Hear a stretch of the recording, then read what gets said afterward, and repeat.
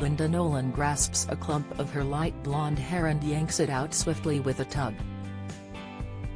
She shows me the feathery strands, as fine as a baby's, then rolls them in her palms, staring with both sadness and fascination. I'm losing my hair for the fourth time. It's weird, she says, bluntly. People say, oh, you have lovely wigs now, but I go, I'm still traumatized though, and I don't want to be bald again. She laughs, it's her default to laugh, yet it's firmly, but I'll take anything, I'll try anything, to stay alive.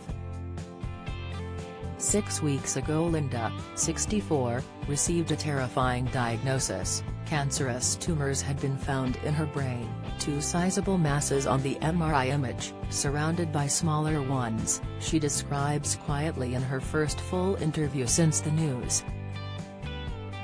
This comes at the end of a long road. It is close to 20 years since the singer, the so-called naughty Nolan, the 6th of 8 Nolan siblings, was diagnosed with cancer for the first time. Back in 2005 it was breast cancer. She had a mastectomy and 18 rounds of chemo. Since then she has lost her husband Brian and younger sister Bernie to the disease, and watched eldest sister Anne successfully fight it. Then she had to face her own returning, first in her hip in 2017 and, in 2020, her liver. She has just finished 11 radiotherapy sessions, and is on steroids awaiting the results of a second MRI scan to see if the brain tumors have shrunk. Then she will start taking new chemotherapy drug tucatinib, to give me more time, she hopes. She grasps hope fiercely, the pink glitter polish on her toes and her bright pink eyeshadow scream this. But she admits, I think it's a one-way trip now. Linda does not want to know how long she has left, but for the first time she is confronting death.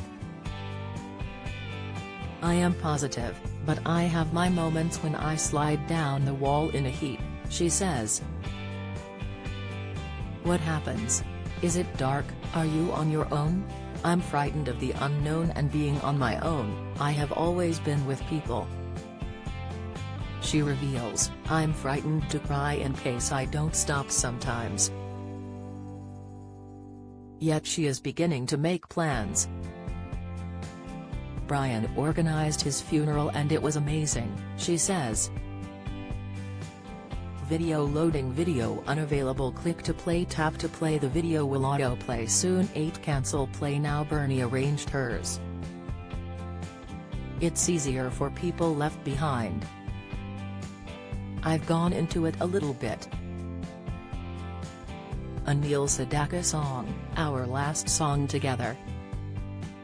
And I know the funeral people I'm going to use.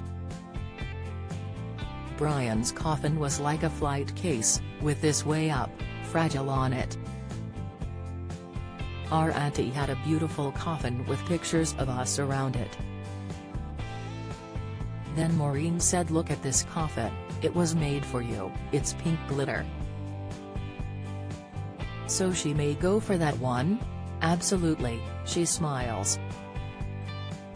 I am the blingy Nolan. She has even considered making memory boxes for her family. It would mean leaving about 30, she says, laughing again. It would become like a little production line. You can imagine them all lined up, how morbid, and working out what to give them saying she got a bloody silver bracelet, she got a bronze ring. Linda's diagnosis came after 3 falls prompted a scan. The tumor on the left side of her brain is impacting her right side, causing balance loss. She cried after leaving the consultant's room. I said, how do you live with that? She recalls. The development is all the more devastating because Sister Bernie had cancer in her brain when she died 10 years ago this July, aged 52. They keep telling me not to compare my illness with Bernie's. Everyone is different, she shrugs. I remember with Bernie, she phoned me and said it's gone to my brain, I'm fed. At the time there was only radiotherapy, and then it didn't work. But for me there is a new drug, and hope. 2 days after Linda's diagnosis, it was Bernie who helped her find some peace. She dreamt they were discussing who Linda should leave her jewelry to. Video loading. Video unavailable. Click to play. Tap to play. The video will autoplay soon. 8 Cancel play now. I want them to have that and she was saying no, leave that with them, and I got so much comfort out of it because she was there, Linda recalls. It was very practical, and we laughed. My fear has subsided a bit now. Whatever happens, someone's going to be there. Her other sisters and brothers are her cavalry, she says.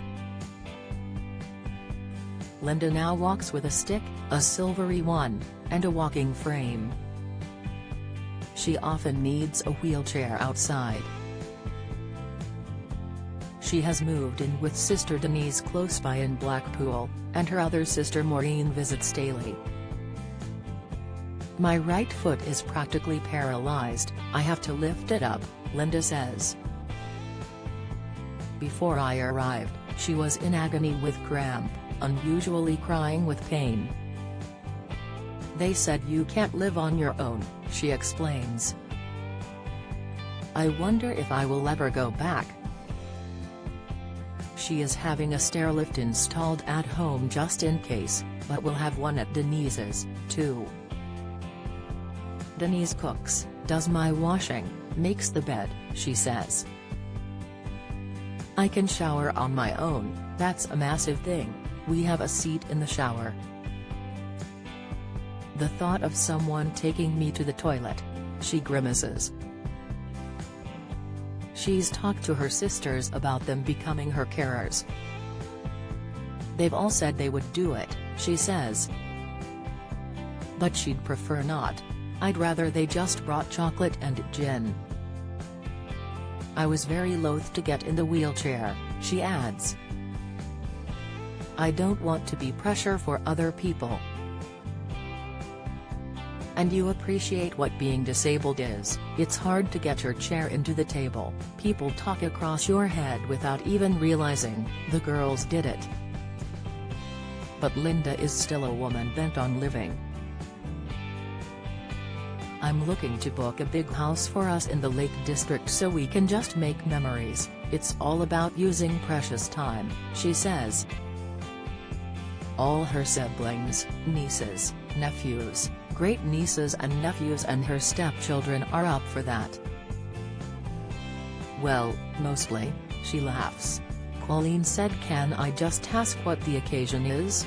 And I said I'm dying. And she said, oh, that old thing. Yeah, count me in. 2 weeks ago Denise held a karaoke party. Linda loved it but needed a break for a lie down. She explained, it's fatigue, but also, sometimes when you are all together, they're the times you look around the room and go, oh God, I want to be here forever, you know. So maybe I need a little tear on my own. I love them all so much. If you or a loved one is living with cancer, watch Linda's advice for keeping positive at mirror.co.uk.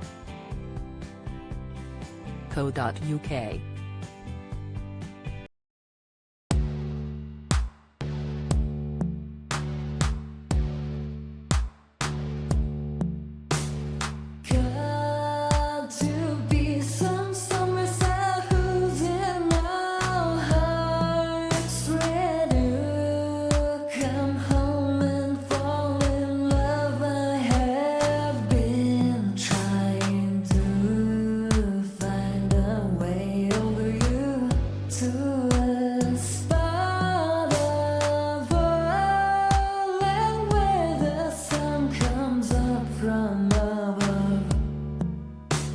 melted.